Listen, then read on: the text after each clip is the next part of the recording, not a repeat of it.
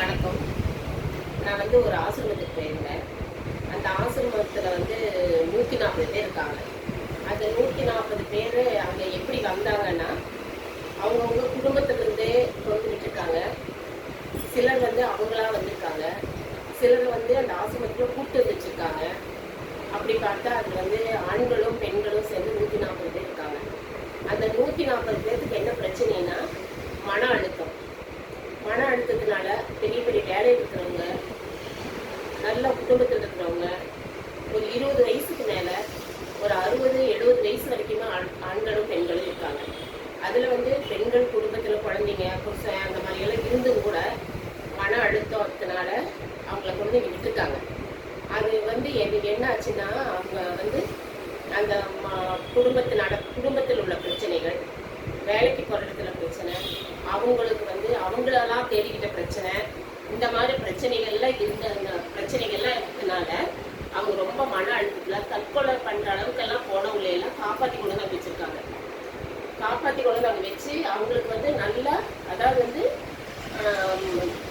உடல் என்ன ஒரு இது பண்ணுறாங்கன்னா, மருத்துவம் இது கூட இல்லை, மருத்துவத்தை விட அவங்கள வந்து அவங்களோட அப்படியே பேசி அவங்க கூட பழகி அவங்க கூட கூடவே இருந்து அவங்கள பராமரிக்கிற விதத்துலையும் அந்த மாதிரி இருந்திருந்து அவங்கள வந்து கொஞ்சம் கொஞ்சமாக நல்லா குணப்படுத்திட்டு வராங்க. ஆனால் நாங்கள் போயிருந்தப்போ பார்த்தோம்னா அவங்கள வந்து அந்த சின்ன பசங்கள்லேருந்து பெரியவங்க வரைக்கும் அவங்களுடைய வேலையை அவங்களே இப்பப்போ செஞ்சுக்கிறாங்க. ரெண்டாவது என்னன்னா, அவங்க கொடுக்குற வேலைகளையுமே அவங்க கொஞ்சம் கொஞ்சமாக செய்ய ஆரம்பிக்கிறாங்க.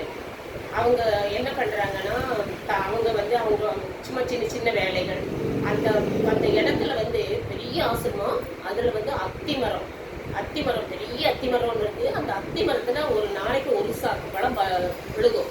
அவ்வளோ பழம் இருக்குது. ஆனால் அதை வந்து அவங்க என்ன பண்ணுறதுன்னு தெரியாமல் விட்டுருக்காங்க. ஆனால் அது வந்து எவ்வளோ மருத்துவ குணம் உள்ளதுன்னு அவங்களுக்கு தெரியல.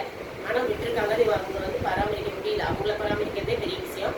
அந்த மரத்தையும் பராமரிக்காமல் அந்த பழம்லாம் அப்படியே வேஸ்ட் ஆகிட்டு இருக்கு. ரெண்டாவது என்னன்னா, அவங்க பெண்கள் வந்து என்ன பண்ணுறாங்கன்னா, கொஞ்சம் நார்மலாக இருக்கிறவங்க, நார்மலாக வந்தவங்களுக்கெல்லாம் சின்ன சின்ன வேலை கொடுக்குறாங்க. என்னென்னா சமையல் வேலை, கிளீனிங்கு. ஏன்னா அவ்வளோ பேர்த்துக்கும் வந்து வேறு ஆட்கள் போட்டு செய்ய முடியாது. ஆனால் இருந்தாலும் அங்கே இருக்கிறவங்களும் அவங்க செய்கிறாங்க.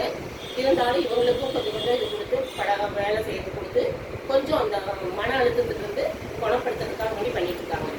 அவங்க வந்து இப்போ சொந்தமாக என்ன பண்ணுறாங்க, இந்த சீமார் தயாரிக்கிறாங்க, மேட் தயாரிக்கிறாங்க. அப்புறம் வந்து இன்னும் சின்ன சின்ன வேலைகளையெல்லாம் செஞ்சு அவங்கள வந்து இது பண்ணிட்டு இருக்காங்க. நாங்கள் அன்றைக்கி போயிருந்த அன்றைக்கி எங்களுக்கு அவங்க தான் சமையல் பண்ணியிருந்தாங்க. நாங்கள் வந்து ஒரு 50-60 பேர் போயிருந்தோம். அந்த 60 பேர்த்துக்கும் அவங்க சாப்பாடு, சாம்பார், ரசம், பொரியல், பாயாசம், வடை, அப்பளம் இத்தனையும் செஞ்சுருக்காங்க. ஆனால் சூப்பராக பண்ணியிருக்காங்க அவங்க எல்லாருமே.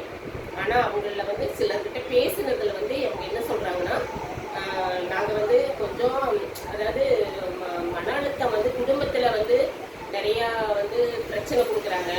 அதனால் பெண்களுக்கு ஆண்கள்னால பிரச்சனை, சில ஆண்களுக்கு பெண்கள்னால பிரச்சனை, சிலருக்கு குடும்பத்தினால பிரச்சனை, சிலருக்கு வேலை செய்கிற இடத்துல பிரச்சனை. அப்புறம் இந்த மாதிரி பிரச்சனையெல்லாம் இருக்கிறதுனால அவங்களுக்கு மன அழுத்தம் ரொம்ப அதிகமாக இருக்குது. இதை வந்து நம்ம வந்து கொஞ்சம் நம்ம வந்து அந்த மன அழுத்தத்துக்கு நம்ம தான் காரணமே. நம்ம கொஞ்சம் ரிலாக்ஸாக இருந்தோம்னாக்கா, நம்ம வேலை செஞ்சுட்டு, நம்ம 4 பேருக்கு உதவி செஞ்சுட்டு, அந்த சில இதுலாம் நம்ம பார்த்து பண்ணிட்டு இருந்தோம்னாக்கா அந்த மன அழுத்தம் கொஞ்சம் குறையும். இதை நான் எதுக்கு சொல்கிறேன்னா, நம்மளும் இதை வந்து ஒரு இதாக எடுத்துக்கிட்டு நம்ம வந்து மன அழுத்தத்துக்கு நம்மளே காரணமாக இல்லாமல் அதை வந்து நம்ம வந்து கொஞ்சம் கொஞ்சமாக நம்ம மன அழுத்தம் இல்லாத